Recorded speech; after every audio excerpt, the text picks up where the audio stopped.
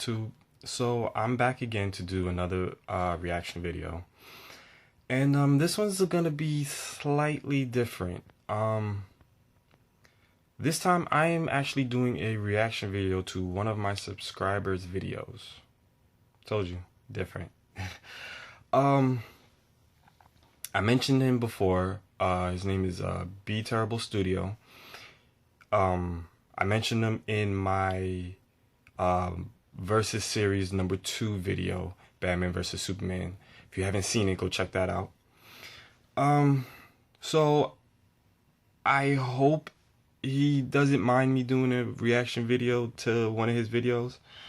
But the video that I'm doing it to is called "What is the Future of the MCU?"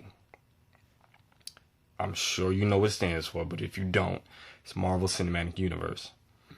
Right? And based off the thumbnail, it looks as though he has, I guess, co-hosts or maybe some friends.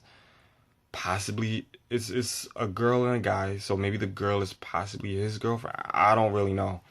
But in the description box, it just says, Jeremy, Victoria, and John speculate about the future of the MCU. So we'll see how the video is. And Jeremy is the gentleman that is subscribed to me. We're subscribed to each other, I should say. He's the one, his channel is B Terrible Studio. Alright? I'm going to post a link down below so you guys go check it out. Check out some more of his videos if you want, alright? Let's get this started. What does the future hold for the MCU?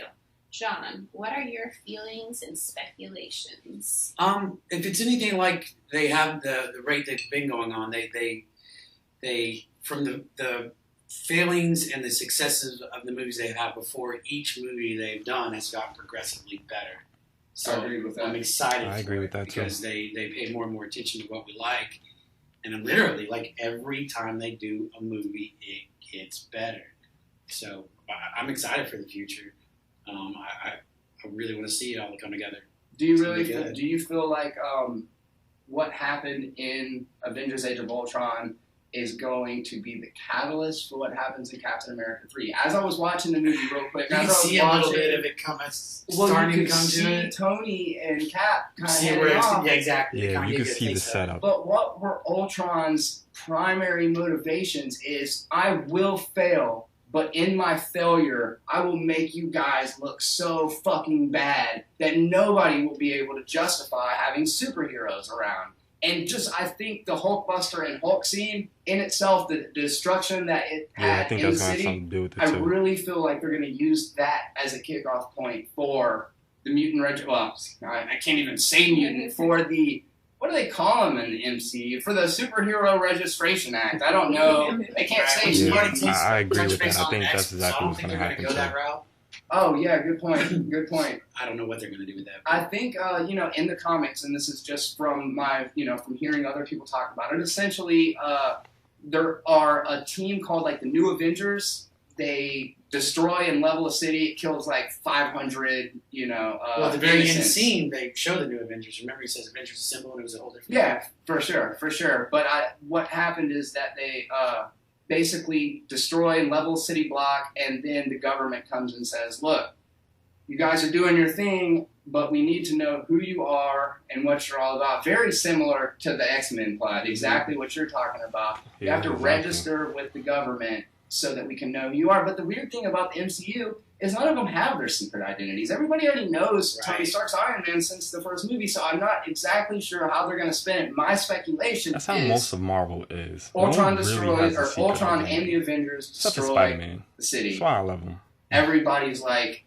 Spider-Man's like, yo, I'm going to do my thing. This is, you guys were here. I still want my personal life. Right, yeah, so exactly. So they're kind of keeping them under checks and balances, and we want to control what you're doing from now on, because we can't trust you. They also, right, for sure. And they also touch base on it in the movie, how different Captain America's approach to the perfect world is from Tony Stark. Definitely. So that's going to be a head off there. Mm-hmm. Yeah. I agree. So Captain America's a soldier by the book, and Tony Stark is busy thinking outside the box to do the same thing. So I think they'll have justifiable methods to each one of them, so you can feel for both sides. You can see it when they're chopping logs. You can Exactly. see the ideology going Right. out and then actually laying it down.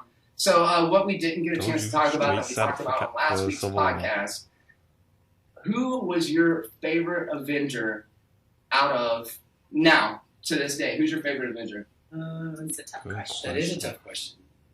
That is Probably tough. Hawkeye in this particular movie, because you kind of want he even touched bases on the movie itself in the movie, but you see where kind of he's like the ground for him, because everybody else is overbloated egos, godly-like powers, superhuman, and he's got some special abilities, but he's the ground for it. Sure. And they touch base on that a lot, and he's the grounding for the movie. So I guess he would be my favorite from as far as this one goes. The rest of them didn't really have standout performances. They were all what you expected them to be, and this time it was kind of Hawkeye's show. I think that's a very credit true. to both Joss Whedon and the screenwriters, because my answer is exactly the same. It's like all of them are gods. He's obviously the most relatable of Right. all of the characters, and you get a lot more substance behind his backstory this time. He was really sidelined after the first movie, and a lot of Yeah. people love to make fun of Hawkeye because he shoots a bow and arrow. Give me a break, Yeah. right? But this Absolutely movie, right they about really I don't want to spoil what happens 2/3 of the way through the movie, but there's something that really sets it up to let you identify with him and hope that everything goes down gonna the way work that out. you want it to. And I think that, again, that was really a credit to the way that it was written, that you could take everybody's least favorite Avenger. Like last time when I did the podcast and they asked me who my favorite was, I said Captain America.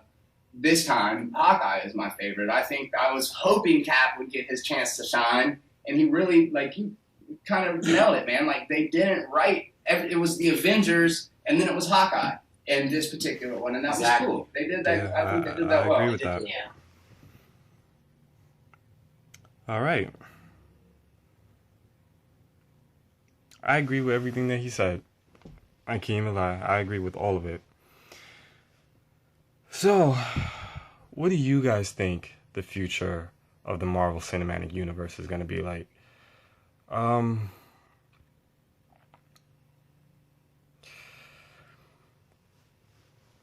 It's like they said, Age of Ultron pretty much set up for Captain America Civil War. Like, you could tell what was gonna be like the backbone behind Civil War. Like, most of the times when Iron Man and Tony, wow, Iron Man is Tony, my bad. When Iron Man and Captain America, most of the time when they was talking, or especially when they weren't getting along, like, you can tell where the setup was. But I don't know. I think the future of the MCU is going to be very, very interesting. Alright, guys. If you like this video, hit the like button. If you're not subscribed to me, hit the subscribe button. Share it. Get the word out. Be Terrible Studio. Keep doing your thing. And I hope you didn't mind me doing a reaction to your video. Alright, guys. Till next time. I'm out.